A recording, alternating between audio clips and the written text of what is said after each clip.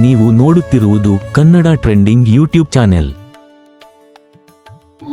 ನಾವಿವಾಗ ಬಸವನಗುಡಿಯ ಕಡ್ಲೆಕಾಯಿ ಪರಿಷೆಗೆ ಬಂದಿದೀವಿ. ಇಲ್ಲೊಂದಿಷ್ಟು ಇದ್ರ ಪ್ರತೀತಿ ಏನು, ಇದು ಮಹತ್ವ ಏನು, ಅದು ಎಲ್ಲಿ ಇದೆಲ್ಲ ಒಂದಿಷ್ಟು ಪ್ರಶ್ನೆಗಳನ್ನ ಕೇಳೋಣ. ನಿನ್ ಹೆಸರಮ್ಮ? ನನ್ನ ಹೆಸರು ಅಮೃತ ಶರ್ಮಾ ಅಂತ. ಎಷ್ಟು ವರ್ಷದಿಂದ ಬರ್ತಾ ಇರೋದು ಕಡ್ಲೆಕಾಯಿ ಪರಿಷೆಗೆ? ನಾನು ಸುಮಾರು ಒಂದು 30 ವರ್ಷದಿಂದ ಕಡ್ಲೆಕಾಯಿ ಪರಿಷೆಗೆ ಬರ್ತಾ ಇದ್ದೀನಿ. ಸೊ ತುಂಬಾ ಖುಷಿ ಅನ್ಸುತ್ತೆ ನಮ್ಗೆ. ಇದು ನಮ್ಮ ಹೆಮ್ಮೆ ಅಂತ ಅನ್ಕೋಬಹುದು. ಬಸವನಗುಡಿ ನಮ್ ಕಲ್ಚರ್ ನ ಎತ್ತಿ ಹಿಡಿಯುತ್ತೆ ಇದು. ಆಮೇಲೆ ಇನ್ನೊಂದೇನಂದ್ರೆ ವಿಶೇಷ, ಇಲ್ಲಿ ದೊಡ್ಡ ಗಣೇಶನ್ಗೆ ಕಡ್ಲೆಕಾಯಲ್ಲಿ ಮೊದ್ಲು ಅಭಿಷೇಕ ಆಗತ್ತೆ. ಅದಾದ್ಮೇಲೆ ನಾವು ಅದನ್ನ ಎಲ್ಲರಿಗೂ ಕೊಡುವಂತದ್ದು, ಹಂಚುವಂತದ್ದು ಪ್ರತೀತಿ. ಅದೊಂದು ಪ್ರತೀತಿ ಇದೆ. ಆಮೇಲೆ ದೊಡ್ಡ ಬಸವಣ್ಣ ಕೂಡ ಇಲ್ಲಿ ತುಂಬಾ ಫೇಮಸ್. ಇದೆಲ್ಲ ಆದ್ಮೇಲೆ ನಾವು ನಮ್ ಬೆಂಗಳೂರು ಸಿಟಿ ಆಗಿರೋದ್ರಿಂದ ಜಾತ್ರೆ ಗೀತ್ರೆ ನಮ್ಗೆ ಅವಕಾಶ ಇಲ್ಲ. ಕಡ್ಲೆಕಾಯಿ ಪರಿಷೆನೆ ನಮ್ಗೆ ದೊಡ್ಡ ಜಾತ್ರೆ ತರ. ಇವಾಗ ಪ್ರತಿದಿನ ಬರಕ್ ಪ್ರಯತ್ನ ಪಡ್ತೀವಿ.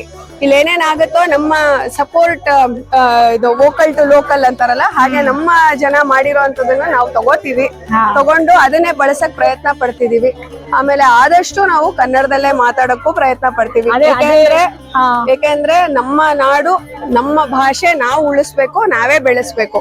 ನನಗೊಬ್ಬ 12 ವರ್ಷ ಮಗ ಇದ್ದಾನೆ. ಅವನು ಕೂಡ ನಾನು ಕನ್ನಡ ಆದಷ್ಟು ಫಸ್ಟ್ ಕನ್ನಡದಲ್ಲಿ ಮಾತಾಡು, ಮುಂದಕ್ಕೆ ನಮ್ ಲೈವ್ಲಿಹುಡ್ಗೋಸ್ಕರ ಏನ್ ಬೇಕೋ ಅದು ಬೇರೆ ಭಾಷೆ ಕಲಿ ಅಂತ ಹೇಳ್ಕೊಟ್ಟಿದ್ವಿ. ತುಂಬಾ ಸಂತೋಷ. ಆಮೇಲೆ ಈ ಕಡ್ಲೆಕಾಯಿ ಪರಿಷೆನ, ಈ ಜಾತ್ರೆ ಏನಂದ್ರೆ ಈ ಪ್ರತೀತಿ ಯಾರ ಕಾಲದಿಂದ ಪ್ರಾರಂಭ ಆಯ್ತು?